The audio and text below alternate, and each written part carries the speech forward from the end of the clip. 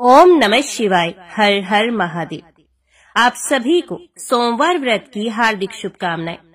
सोमवार व्रत भगवान शिव को समर्पित एक पवित्र व्रत है जो विशेष रूप से उनकी कृपा प्राप्त करने और जीवन में सुख समृद्धि लाने के लिए रखा जाता है। ये व्रत हर सोमवार को किया जाता है और इस व्रत का विशेष महत्व होता है। इस व्रत को करने से भगवान शिव प्रसन्न होते हैं और भक्तों की सभी मनोकामनाओं को पूर्ण करते हैं। अविवाहित कन्याओं के लिए ये व्रत विशेष लाभकारी माना जाता है। इसे करने से योग्य वर की प्राप्ति होती है और वैवाहिक जीवन सुखद होता है। जो महिलाएं संतान प्राप्ति की इच्छा रखती हैं, उनके लिए यह व्रत बहुत फलदायी होता है। इस व्रत से आर्थिक तंगी दूर होती है और कर्ज से भी मुक्ति मिलती है। भगवान शिव को भोलेनाथ कहा जाता है। उनकी भक्ति से जीवन में शांति, स्वास्थ्य और सकारात्मक ऊर्जा प्राप्त होती है।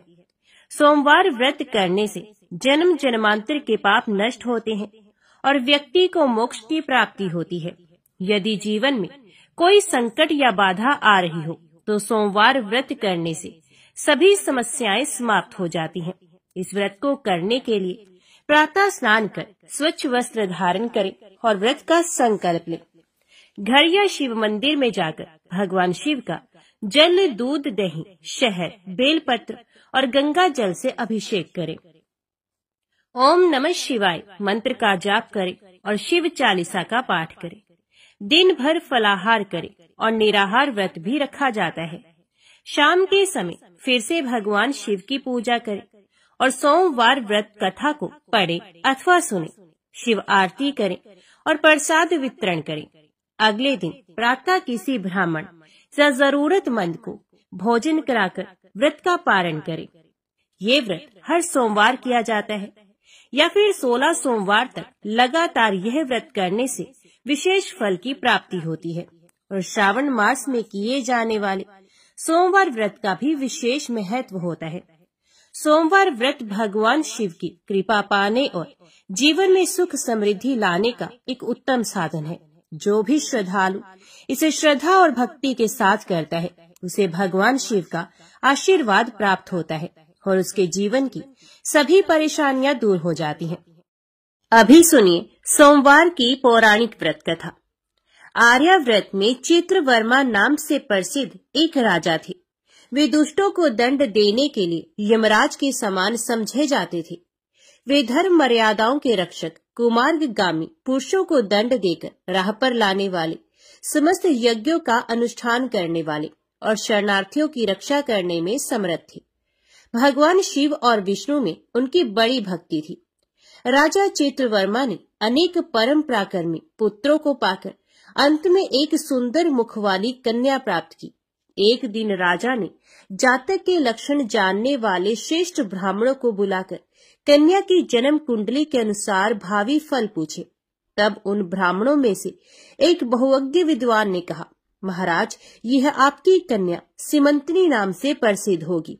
ये उमा भगवती माता की भांति मांगलमयी, दमयंती की भांति परम सुंदरी, सरस्वती के समान सब कलाओं को जानने वाली तथा लक्ष्मी की भांति अत्यंत सद्गुणों से सुशोभित होगी।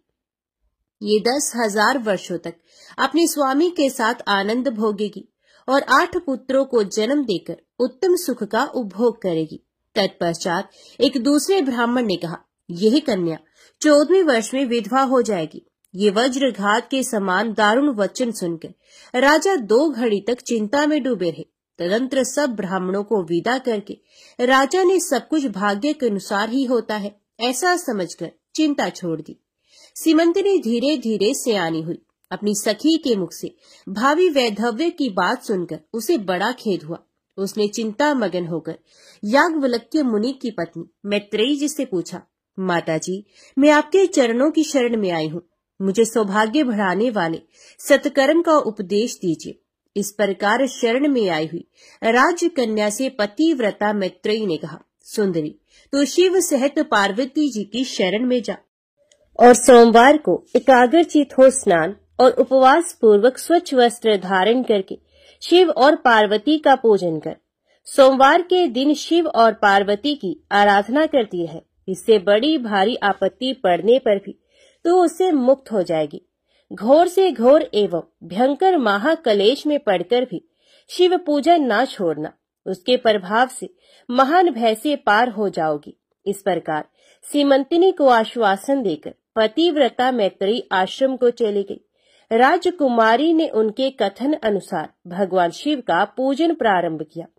निषद देश में नल की पत्नी दमयंती के गर्भ से इंद्रसेन नामक पुत्र हुआ था। राजा इंद्रसेन के पुत्र चंद्रागत हुए। नृपश्रेष्ठ चित्रवर्मा ने राजकुमार चंद्रागत को बुलाकर गुरुजनों की आज्ञा से उन्हीं के साथ अपनी पुत्री सीमंतिनी का विवाह कर दिया। उस विवाह में बड़ा उत्सव हुआ था। विवाह के पश्चात चंद्रागत कुछ काल तक ससुराल में ही रहे। एक दिन राजकुमार यमुना के पार जाने के लिए कुछ मित्रों के साथ नाव पर सवार हुए। भाग्यवश नाव यमुना के भंवर में मल्लाहों सहित डूब गई। यमुना के दोनों तटों पर बड़ा भारी हाहाकार मच गया। इस दुर्घटना को देखने वाले समस्त सैनिकों के विलाप से सारा आकाश मंडल गूंज उठा। डूबने वालों में से कुछ तो मर गए और कुछ ग्राहों के पेट में चले गए तथा राजकुमार आदि कुछ लोग उस महाजाल में अदृश्य हो गए। ये समाचार सुनकर राजा चित्रवर्मा बड़े व्याकुल हुए और यमुना के किनारे आकर मूर्छित होकर गिर पड़े। सीमंतिनी ने भी जब ये समाचार सुना तब वह अचेत होकर धरती पर गिर पड़ी। राजा इंद्रसेन भी अपने पुत्र के डूबने का समाचार पाकर रानियों सहित बहुत दुखी हुए और सुध बुद्ध खोकर गिर पड़े। तदंतर बड़े बूढ़ों के समझाने पर राजा चित्रवर्मा धीरे धीरे नगर में आए और उन्होंने अपनी पुत्री को धीरज बंधाया। राजा चित्रवर्मा ने जल में डूबे हुए अपने दामाद का औधर दैहिक कृत्य वहां आए हुए उनके बंधु बांधवों से करवाया।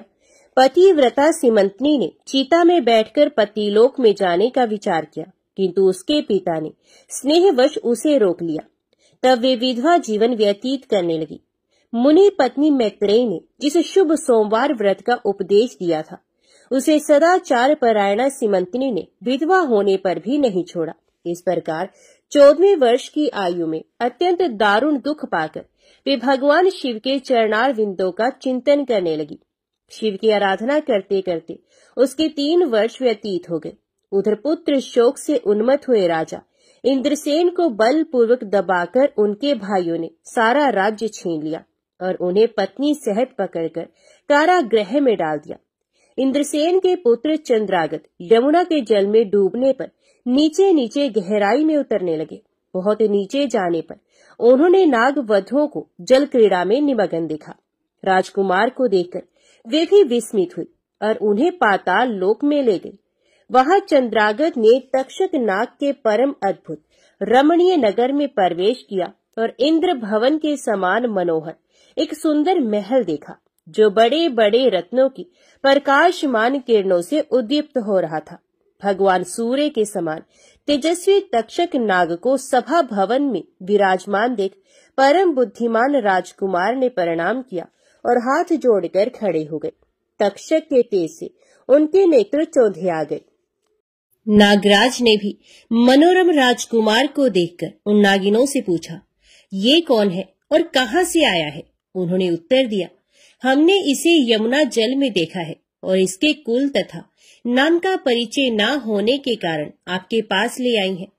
तब तक्षक ने राजकुमार से पूछा, तुम किसके पुत्र हो, कौन हो, कौन सा तुम्हारा देश है और यहाँ पर तुम्हारा कैसे आगमन हुआ है? राजपुत्र ने कहा, भूमंडल में निषद नाम से प्रसिद्ध एक देश है। उसके स्वामी राजा नल महायशस्वी हो गए हैं। वे पुण्य श्लोक माने जाते हैं। उनके पुत्र इंद्रसेन हुए और इंद्रसेन का पुत्र मैं हुआ। मेरा नाम चंद्रागत है। मैं अभी नूतन विवाह करके ससुराल में ही टिका था और यमुना जी के जल में विहार करता हुआ दैव की प्रेरणा से डूब गया। ये नाग पत्नियां मुझे आपके पास ले आई हैं।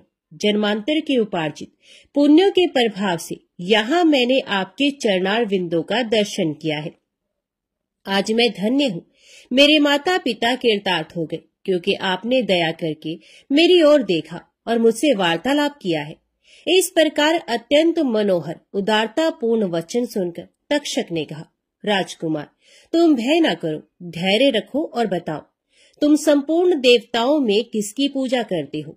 राजकुमार ने कहा, जो संपूर्ण देवों में महादेव कहे जाते हैं, उन्हीं विश्वात्मा उमापति भगवान शिव की मैं पूजा करता हूँ, जो विधाता के भी विधाता, कारणों के भी कारण और तेजों में सर्वोत्कृष्ट तेज है।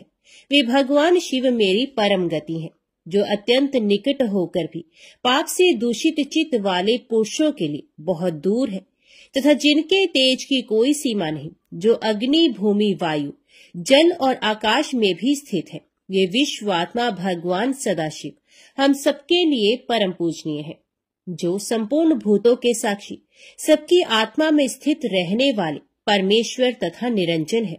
संपूर्ण संसार जिनकी इच्छा के अधीन है, मैं उन भगवान शिव की पूजा करता हूँ।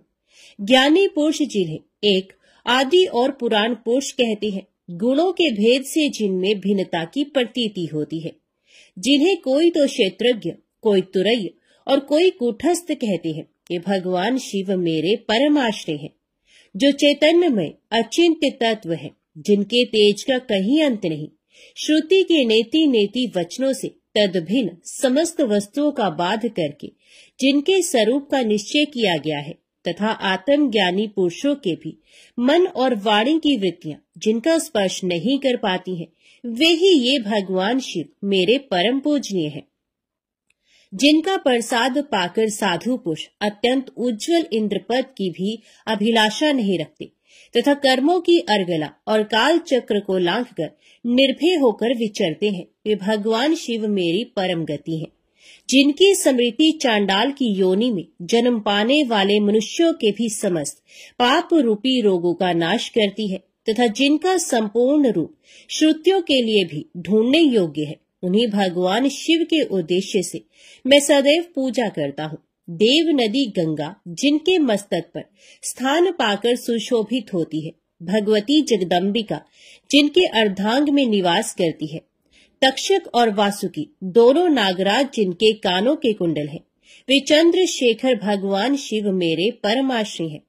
जिनके चरण कमल वेदों के शीर्ष स्थानीय उपनिषदों में गौरवान्वित होती है, वेदांत की श्रुति भी जिनके चरणार विंदों का गुणगान करती है, जिनका दिव्य स्वरूप सदा योगियों के हृदय में प्रकाशित होता है, तथा जिनकी सगुण मूर्ति संपूर्ण तत्वों का प्रकाश करने वाली है, गुणमयी सृष्टि पर विजय पाने वाले वे भगवान शंकर मेरे द्वारा पूजित होते हैं। राजकुमार की ये बात सुनकर तक्षक का चित्त प्रसन्न हो गया। उनके हृदय में महादेव जी के प्रति नूतन भक्ति भाव का उदय हो गया, और वे उनसे इस प्रकार बोले, राजेंद्र नंदन, तुम्हारा कल्याण हो। मैं तुम पर बहुत प्रसन्न हूँ, क्योंकि तुम बालक होकर भी सर्वोत्कृष्ट परात्पर शिव तत्व को जानते हो। देखो, ये रत्न में लोक है, ये मनोहर नेत्रों वाली युवतियां हैं, ये मनोवांछित कामना पूर्ण करने वाले कल्प वृक्ष है, तथा ये अमृत रूपी जल से भरी हुई बावलियां हैं। यहाँ मृत्यु का दारुण भय नहीं है, बुढ़ापा और रोग से यहाँ किसी को पीड़ा नहीं होती है। तुम इच्छा अनुसार यही रहो और यथा योग्य सुख भोगों का उपभोग करो। नागराज के ऐसा कहने पर राजकुमार हाथ जोड़कर बोले, नागराज, मैंने समय पर विवाह किया है। मेरी पत्नी उत्तम व्रत का पालन करने वाली और शिव पूजा परायणा है, और मैं अपने माता पिता का इकलौता पुत्र हूँ। वे सब लोग इस समय मुझे मरा हुआ मानकर महान शोक से घिर गए होंगे, अतः मुझे किसी प्रकार भी यहाँ अधिक समय तक नहीं ठहरना चाहिए। आप कृपा करके मुझे उसी मनुष्यलोक में पुनः पहुँचा दे। नागराज तक्षक ने कहा, राजकुमार, तुम जब जब मेरी याद करोगे तब तब तुम्हारे सामने प्रकट हो जाऊंगा। ऐसा कहकर उन्होंने राजकुमार को एक सुंदर अश्व भेंट किया, जो इच्छा के अनुसार चलने वाला था। अनेक प्रकार के द्वीपों, समुद्रों और लोकों में उसकी अप्रतिहत गति थी। इसके सिवा उन्हें रत्न में आभूषण, दिव्य वस्त्र एवं दिव्य अलंकार भेंट किए। उनकी सहायता के लिए सारी व्यवस्था करने के पश्चात तक्षक ने जाओ कहकर प्रेम पूर्वक उन्हें विदा किया। चंद्रांगद उस घोड़े पर सवार हो निकले और थोड़ी ही देर में यमुना के जल से बाहर आकर उस दिव्य अश्व पर चढ़े हुए नदी के रमणीय तट पर घूमने लगे। इसी समय पतिव्रता सिमंतनी अपनी सखियों से घिरी हुई वहां स्नान करने के लिए आई। उसने यमुना के तट पर मनुष्य रूपधारी नाग कुमार के साथ भ्रमण करते हुए राजकुमार चंद्रागत को देखा। दिव्य अश्व पर आरूढ़ हुए अपूर्व आकार वाले उन राजकुमार को देखकर वे उन्हीं की ओर दृष्टि लगाए खड़ी हो गई। उसे देखकर चंद्रागत ने भी मन ही मन विचार किया, जान पड़ता है इसे मैंने पहले कभी देखा है। तत्पश्चात वे घोड़े से उतरकर नदी के किनारे आ बैठे और उस सुंदरी को बुलाकर समीप बैठाकर पूछा, तुम कौन हो, किसकी स्त्री और किसकी कन्या हो? सिमंतनी लज्जावश स्वयं कुछ बोल न सकी। तब उसकी सखी ने सब बातें बताई। इसका नाम सिमंतनी है। ये निषद राज इंद्रसेन की पुत्र वधु, युवराज चंद्रागत की पत्नी और महाराज चित्रवर्मा की पुत्री है। दुर्भाग्यवश इसके पति इस महाजल में डूब गए। इससे वैधव्य का दुख प्राप्त करके यह बाला शोक से सूखती जा रही है। अत्यंत प्रबल शोक में ही इसने 3 वर्ष व्यतीत किए हैं। आज सोमवार है, इसलिए यहाँ यमुना जी के स्नान करने के लिए आई है।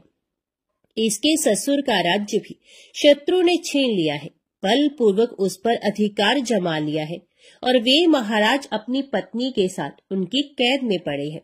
ये सब होने पर भी ये निर्मल अंतकरण वाली सदाचार परायणा राजकुमारी प्रति सोमवार को अत्यंत भक्ति भाव के साथ पार्वती सहित महादेव जी की पूजा करती है।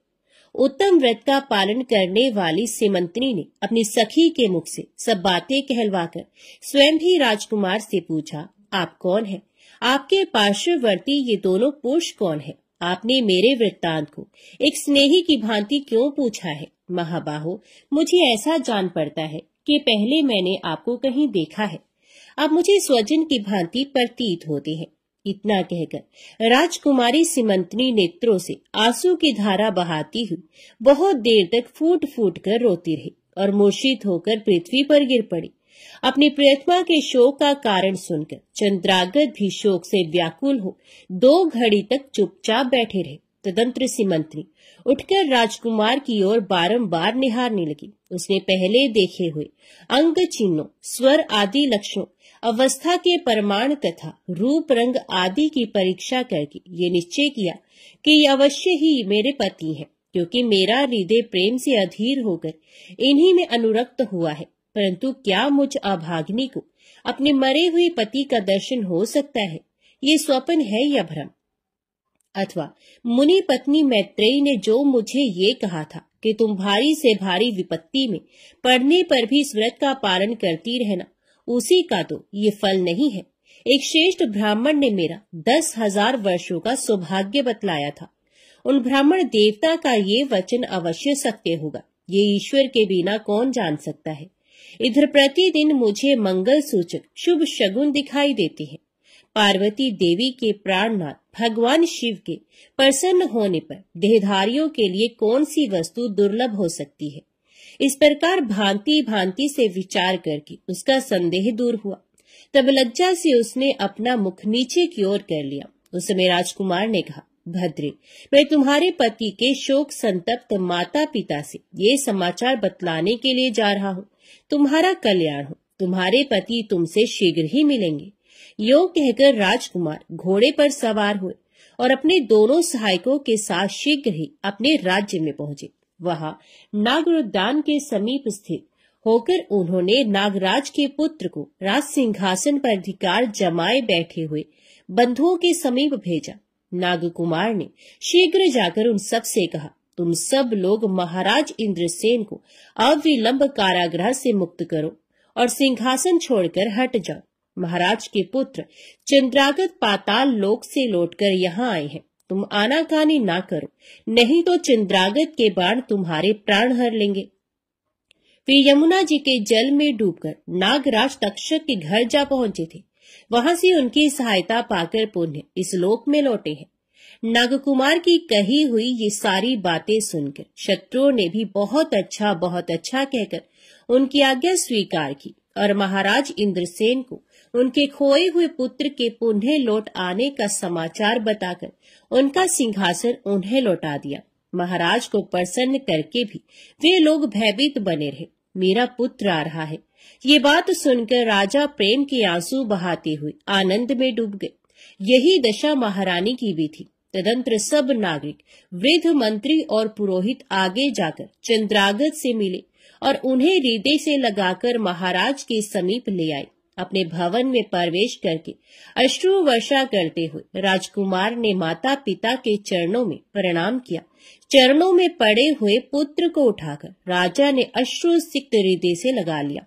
क्रमश सब माताओं को प्रणाम करके उनका आशीर्वाद लेकर राजकुमार पुरवासियों से मिले और उन्होंने सबको यथा योग्य सम्मान दिया। उन्हें सबके साथ राजसभा में बैठकर अपना सब वृतांत पिता से निवेदन किया और नागराज तक्षक से मित्रता होने की भी बात बताई।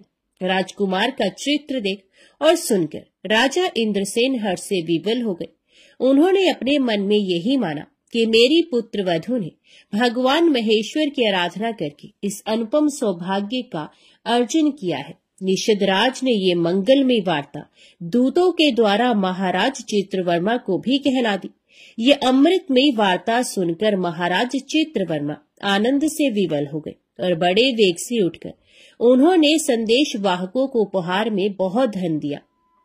फिर अपनी पुत्री को बुलवाकर उन्होंने उससे वैधव्य के चिन्हों का परित्याग करवाया और उसे नाना प्रकार के आभूषणों से विभूषित किया। तत्पश्चात समूचे राष्ट्र के गांव और नगर आदि में बड़ा भारी उत्सव हुआ और सब लोगों ने राजकुमारी सीमंतिनी के सदाचार की बड़ी प्रशंसा की। चित्रवर्मा ने इंद्रसेन के पुत्र चंद्रागत को बुलाकर सीमंतिनी को उनके साथ विदा कर दिया। चंद्रागत ने तक्षक के घर से लाए हुए रत्न आदि आभूषणों के द्वारा, जो मानव मात्र के लिए अत्यंत दुर्लभ है, अपनी पत्नी को अलंकृत किया।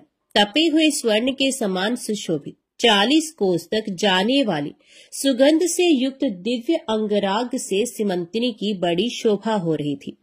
कमल के केसर के समान रंग वाले कल्प वृक्ष के पुष्पों से बनी हुई और कभी ना कुम्हलाने वाली माला भी सती सीमंतिनी की शोभा बढ़ा रही थी। इस प्रकार शुभ मुहूर्त में अपनी पत्नी को साथ लेकर श्वशुर की आज्ञा से चंद्रागत पुनः अपनी नगरी में आए। महाराज इंद्रसेन ने अपने पुत्र को राज सिंहासन पर बिठाकर तपस्या द्वारा भगवान शिव की आराधना करके योगी पुरुषों को उपलब्ध होने वाली उत्तम गति प्राप्त की।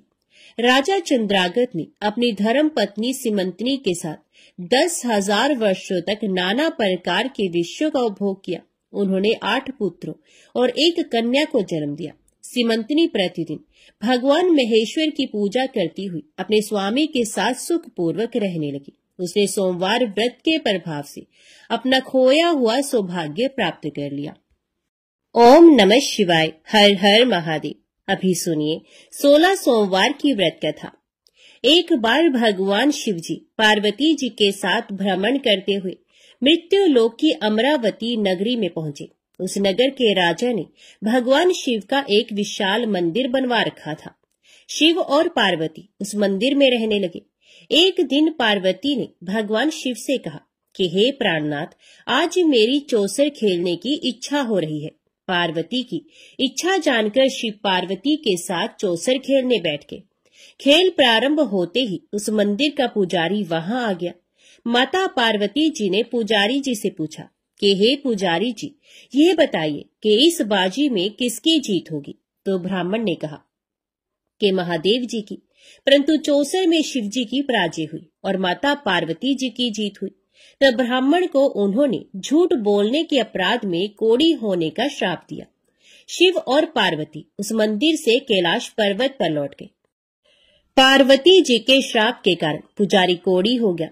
नगर के स्त्री पुरुष उस पुजारी की परछाई से भी दूर दूर रहने लगे। कुछ लोगों ने राजा से पुजारी के कोढ़ी हो जाने की शिकायत की, तो राजा ने किसी पाप के कारण पुजारी के कोढ़ी हो जाने का विचार कर उस मंदिर से निकलवा दिया।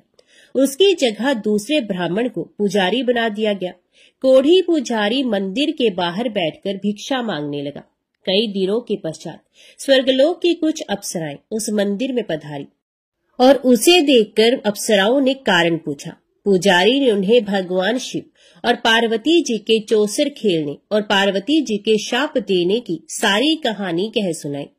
तब अप्सराओं ने पुजारी से 16 सोमवार का विधिवत व्रत रखने को कहा। पुजारी द्वारा पूजन विधि पूछने पर अप्सराओं ने कहा, सोमवार के दिन सूर्य उदय से पहले उठकर स्नान आदि से निवृत्त होकर स्वच्छ वस्त्र पहनकर आधा सेर गेहूं का आटा लेकर उसके 3 अंग बनाना, फिर घी का दीपक जलाकर गुड़ नैवेद्य बेलपत्र चंदन अक्षत फूल जनेऊ का जोड़ा लेकर प्रदोष काल में भगवान शिव की पूजा अर्चना करना। पूजा के बाद 3 अंगों में एक अंग भगवान शिव को अर्पण करके एक आप ग्रहण करना। शेष 2 अंगों को भगवान का प्रसाद मानकर वहां उपस्थित स्त्री पुरुषों और बच्चों को बांट देना। इस तरह व्रत करते हुए जब 16 सोमवार बीत जाए तो 17वें सोमवार को 1 पाव आटे की बाटी बनाकर उसमें घी और गुड़ मिलाकर चूरमा बनाना, फिर भगवान शिव को भोग लगाकर वहां उपस्थित स्त्री पुरुष और बच्चों को प्रसाद बांट देना। इस तरह 16 सोमवार व्रत करने और व्रत कथा को सुनने से भगवान शिव तुम्हारे कोढ़ को नष्ट करके तुम्हारी सभी मनोकामनाएं पूरी कर देंगे। इतना कहकर अप्सराएं स्वर्गलोक को चली गई। पुजारी ने अप्सराओं के कथन अनुसार 16 सोमवार का विधिवत व्रत किया। फलस्वरूप भगवान शिव की अनुकंपा से उसका कोढ़ नष्ट हो गया। राजा ने उसे फिर मंदिर का पुजारी बना दिया और वह मंदिर में भगवान शिव की पूजा करता आनंद से जीवन व्यतीत करने लगा। कुछ दिनों के बाद पुनः पृथ्वी का भ्रमण करते हुए भगवान शिव और पार्वती उस मंदिर में पधारे। स्वस्थ पुजारी को देखकर पार्वती ने आश्चर्य से उसके रोग मुक्त होने का कारण पूछा, तो पुजारी ने उन्हें 16 सोमवार व्रत करने की सारी कथा कह सुनाई। पार्वती जी भी व्रत की बात सुनकर बहुत प्रसन्न हुई और उन्होंने पुजारी से उसकी विधि पूछकर स्वयं 16 सोमवार का व्रत प्रारंभ किया। पार्वती जी उन दिनों अपने पुत्र कार्तिकेय के नाराज होकर दूर चले जाने से बहुत चिंतित रहती थी। वे कार्तिकेय को लौटा लाने के अनेक उपाय कर चुकी थी, लेकिन कार्तिकेय लौटकर उनके पास नहीं आ रहे थे। 16 सोमवार का व्रत करते हुए पार्वती ने भगवान शिव से कार्तिकेय के लौटने की मनोकामना की। व्रत समापन के तीसरे दिन सचमुच कार्तिकेय वापस लौट आए। कार्तिकेय ने अपने हृदय परिवर्तन के संबंध में पार्वती जी से पूछा, हे माता, आपने ऐसा कौन सा उपाय किया था जिससे मेरा क्रोध नष्ट हो गया और मैं वापस लौट आया? तब पार्वती जी ने कार्तिकेय को 16 सोमवार के व्रत की कथा कह सुनाई। कार्तिकेय अपने एक ब्राह्मण मित्र ब्रह्मदत्त के परदेश चले जाने से बहुत दुखी थे। उसको वापस लौटाने के लिए कार्तिकेय ने 16 सोमवार का व्रत करते हुए ब्रह्मदत्त के वापस लौट आने की कामना प्रकट की।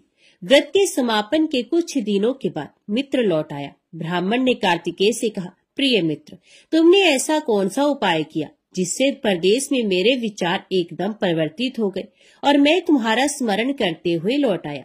कार्तिकेय ने अपने मित्र को भी 16 सोमवार के व्रत की कथा विधि सुनाई। ब्राह्मण मित्र व्रत के बारे में सुनकर बहुत खुश हुआ और उसने भी व्रत किया। 16 सोमवार व्रत का समापन करने के बाद ब्रह्मदत्त विदेश यात्रा पर निकला।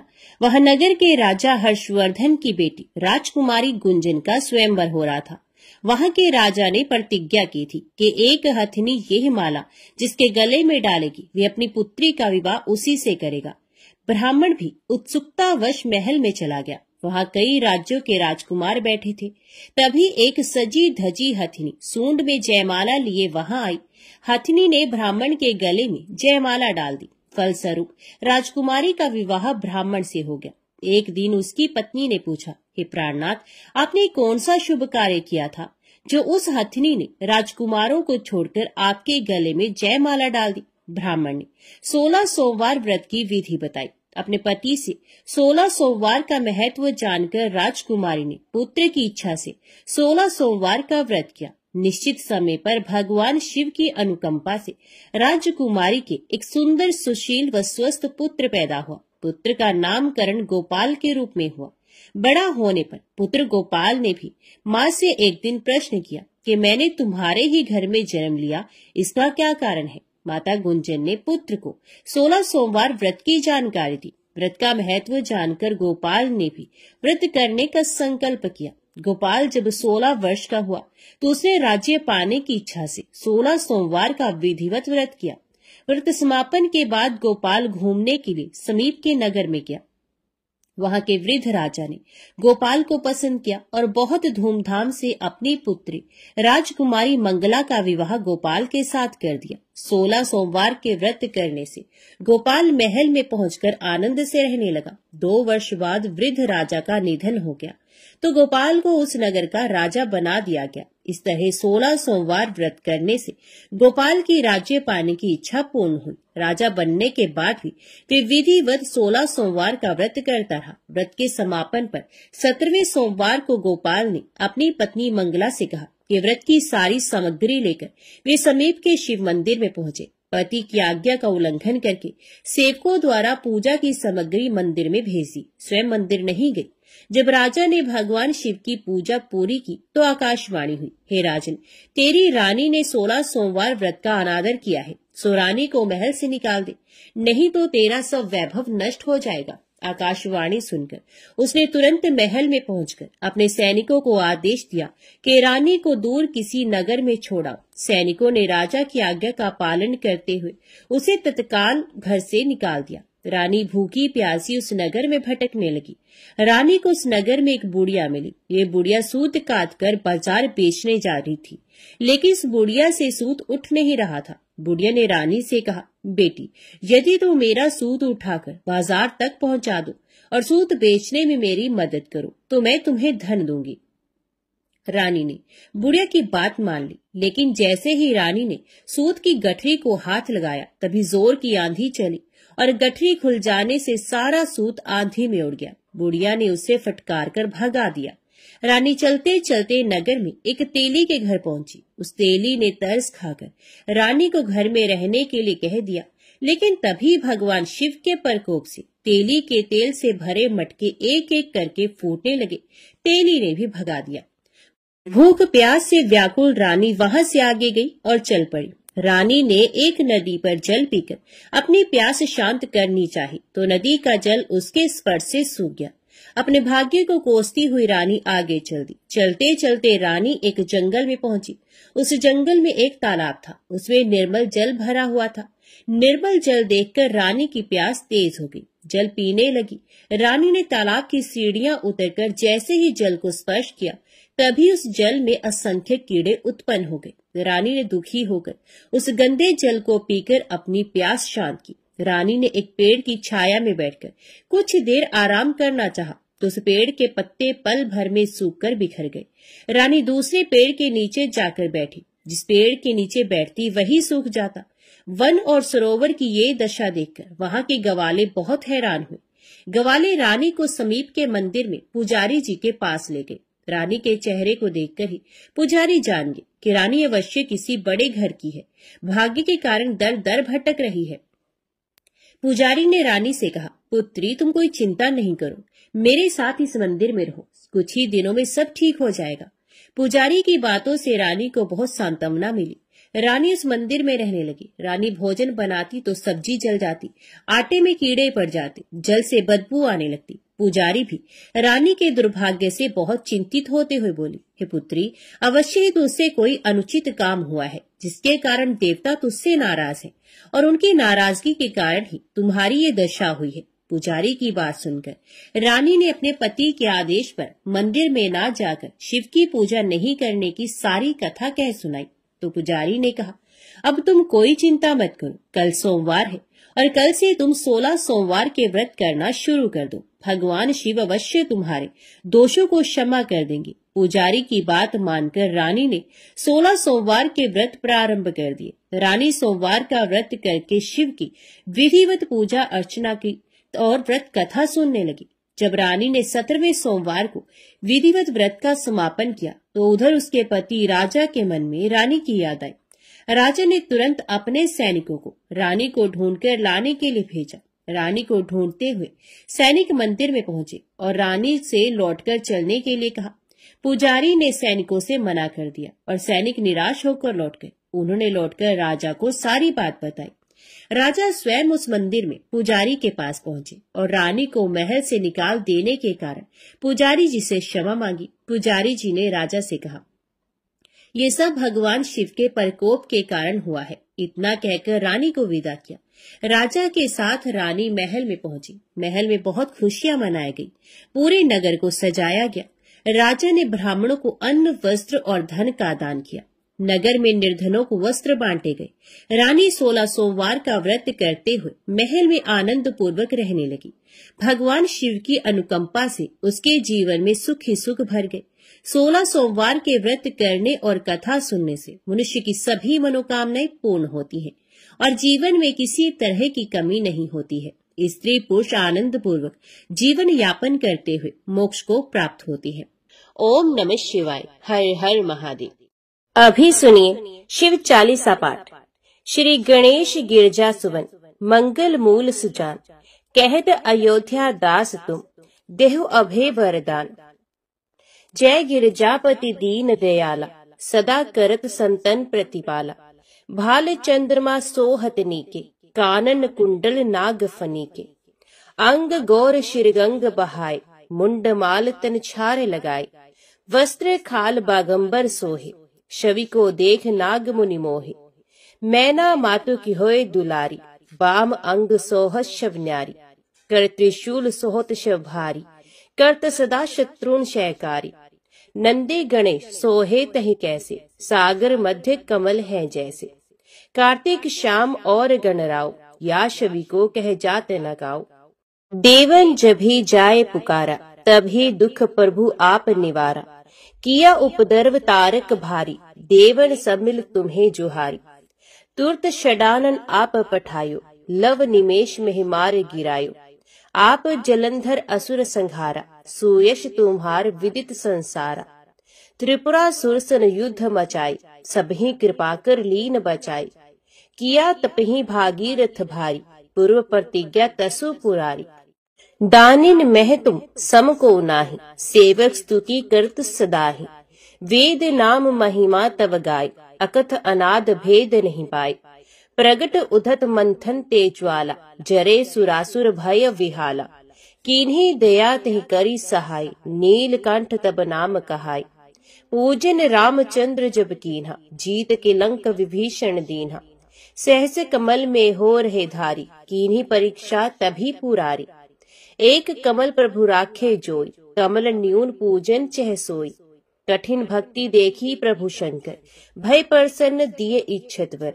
जय जय जय अनंत अविनाशी, करत कृपा सबके घटवासी। दुष्ट सकल नित मोह सतावे, भ्रमत रहे मोह चैन न आवे। त्राही त्राही मैं नाथ पुकारू, यह अवसर मोह आन उबारो। लै त्रिशूल शत्रुन को मारो, संकट से मोह आन उबारो। माता पिता भ्राता सब कोई, संकट में पूछत नहीं कोई। स्वामी एक है आस तुम्हारी, आय हरो अब संकट भारी। धन निर्धन को देत सदाही, जो कोई जांचे वो फल पाही। स्तुति कह विद करो तुम्हारी, शंभो नाथ अब चूक हमारी। शंकर हो संकट के नाशन, मंगल कारण विघ्न विनाशन। योगी यतमुन ध्यान लगावे, नारद शारद शीश नवावे। नमो नमो जय नमो शिवाय, सुर ब्रह्मादिक पार न पाए। जो ये पाठ करे मन लाई, तापर होत है शंभु सहाय। ऋणिया जो कोई अधिकारी, पाठ करे सो पावन हारी। पुत्रहीन कर इच्छा कोई, निश्चय शिव परसाते ही होय। पंडित त्रयोदशी को लावे, ध्यान पूर्वक होम करावे। त्रयोदशी व्रत करे हमेशा, तन्नहि ताके रहे कलेशा। धूप दीप नैवेद्य चढ़ावे, शंकर सम्मुख पाठ सुनावे। जन्म जन्म के पाप नसावे, अंतवास शिवपुर में जावे। कहे अयोध्या आस तुम्हारी, जान सकल दुख हरि हमारी। नित्य नेम कर प्रातः ही, पाठ करो चालीसा। तुम मेरी मनोकामना पूर्ण करो जगदीश। मकसर छठे मत ऋतु, संवत 64 जान। स्तुति चालीसा शिव ही, पूर्ण कीन कल्याण। ओम नमः शिवाय। हर हर महादेव। अभी सुनते हैं भगवान भोलेनाथ की आरती। जय शिव ओंकारा, प्रभु जय शिव ओंकारा। ब्रह्मा विष्णु सदा शिव, अर्धांगी धारा। ओम जय शिव ओंकारा। एकानन चतुरानन पंचानन राजे, हंसासन गरुड़ासन वृषवाहन साजे। ओम जय शिव ओंकारा। दो भुज चार चतुर्भुज 10 भुज अति सोहे, त्रिगुण रूप निरखता त्रिभुवन जन मोहे। ओम जय शिव ओंकारा। अक्षमाला बनमाला रुंडमाला धारी, चंदन मृग मद सोहे भाले शशिधारी। ओम जय शिव ओंकारा। श्वेतांबर पीतांबर बाघांबर हंगे, सनकादिक गरुणादिक भूतादिक संगे। ओम जय शिव ओंकारा। करके मध्य कमंडलू चक्र त्रिशूल धरता, जग करता जग भरता जग संहार करता। ओम जय शिव ओंकारा। ब्रह्मा विष्णु सदा शिव जानत अविवेका, प्रणवाक्षर मध्य ये तीनों एका। ओम जय शिव ओंकारा। काशी में विश्वनाथ विराजत नंदी ब्रह्मचारी, नित उठ भोग लगावत महिमा अति भारी। ओम जय शिव ओंकारा। त्रिगुण शिव जी की आरती जो कोई नर गावे, कहत शिवानंद स्वामी मनवांचित फल पावे। ओम जय शिव ओंकारा। ओम जय शिव ओंकारा। स्वामी हरि शिव ओंकारा। ब्रह्मा विष्णु सदा शिव अर्धांगी धारा। ओम जय शिव ओंकारा। ओम नमः शिवाय। हर हर महादेव। आज की वीडियो में इतना ही। उम्मीद करती हूँ वीडियो आपको पसंद आई होगी। वीडियो पसंद आई हो तो वीडियो को लाइक और चैनल को सब्सक्राइब जरूर कीजिएगा। ओम नमः शिवाय लिखकर कमेंट बॉक्स में अपनी हाजिरी और अपने सुझाव देना ना भूलेगा। तो मिलते हैं अगली कथा अगली वीडियो के साथ। तब तक के लिए देखते व सुनते रहिए। जय मां कंजर, जय माता दी।